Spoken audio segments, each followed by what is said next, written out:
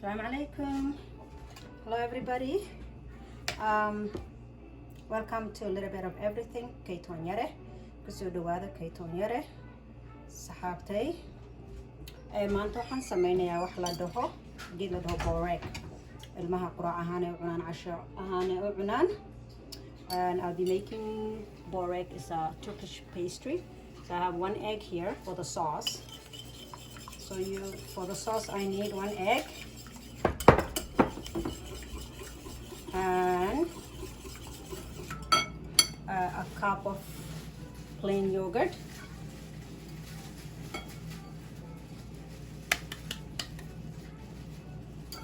The yogurt is so thick. This is my homemade yogurt.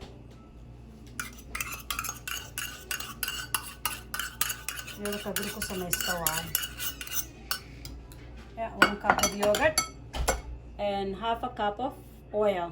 I'm using light olive oil. You can use sunflower seed oil, grapeseed oil, avocado, whatever you have in hand. Saliida doontada isticmaali kartaa. Aniga light olive oil isticmaalay. Then waxaan sameynaynaa kan sooska waaye. Waxaan ku daraa nus koob caana. That's half a cup of milk I add. Sorry. And then I have feta cheese, crumbled feta cheese. And so I'm using a phyllo pastry.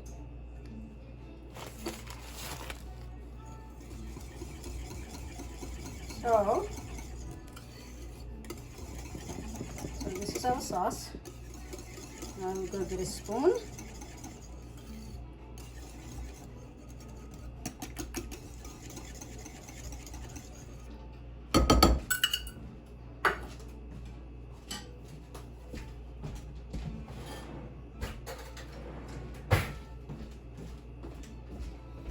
And then I will garnish it with some sesame oil. Sesame seed, sorry.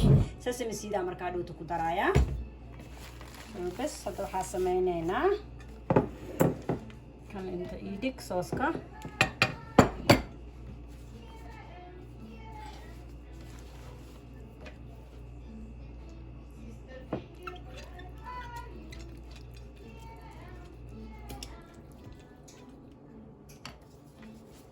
And then you can put if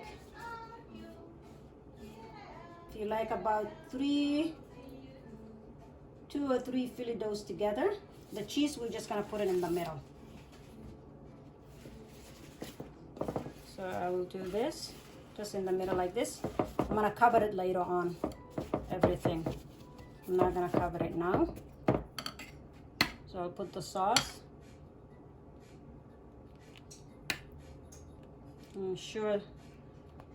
I'll make sure the sauce covers it everywhere so it's not dry later on.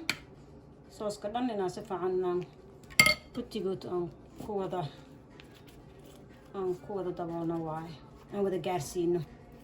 Daboolay ku dhahaya. Wallahi wax Soomaaliga wadamadan kaaga dhumaya.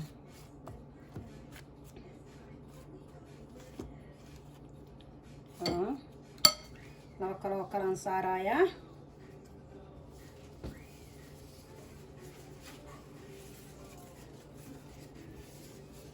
Put about another 2 or 3. I don't know how many pieces it comes. I'm not sure if it comes 20 sheets. I think it's 20 sheets. How many inuu ku yimaado and 20 warqadood geedkan oo arki doonaa. So I'm only gonna put the cheese like 2 times at the end and just some of it now, like in the middle halfway. So cheeska laba jeer aan kala qaybinaynaa.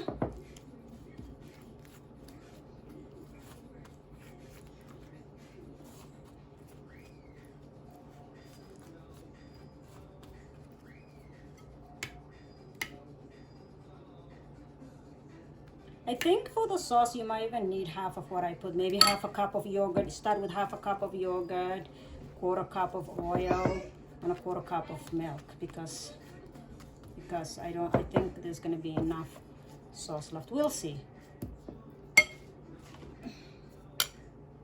So now I can put some feta cheese in the middle.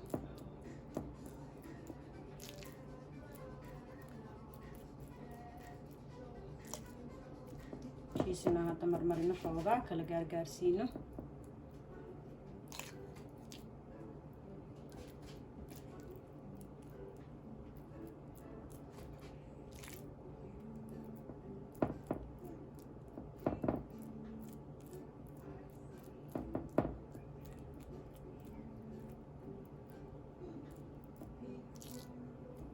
Halkan saaro.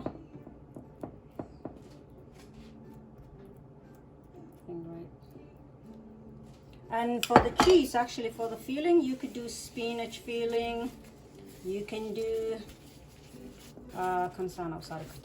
you could do spinach filling. You could put like green onion.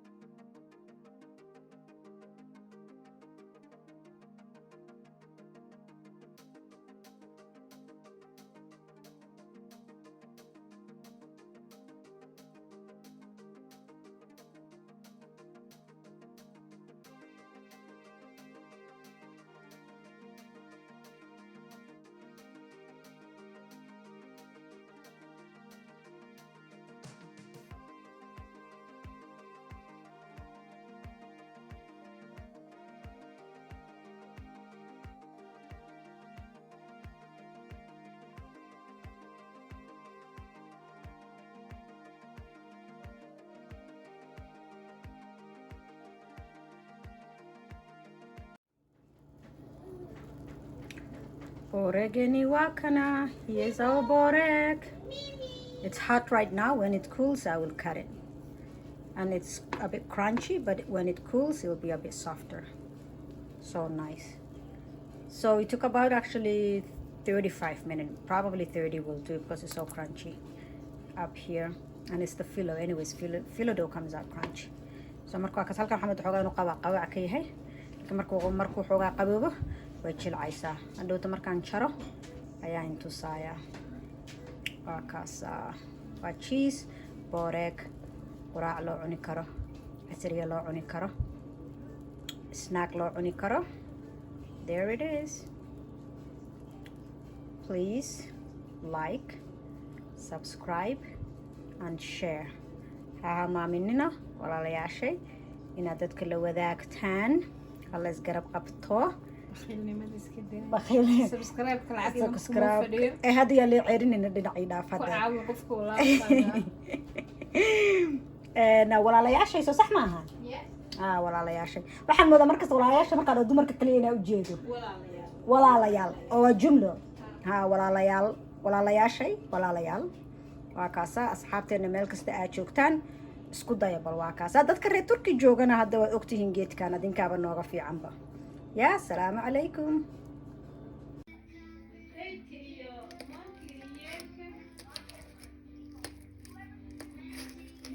Shook. See, nice and soft. Kajla. Cheeska bell.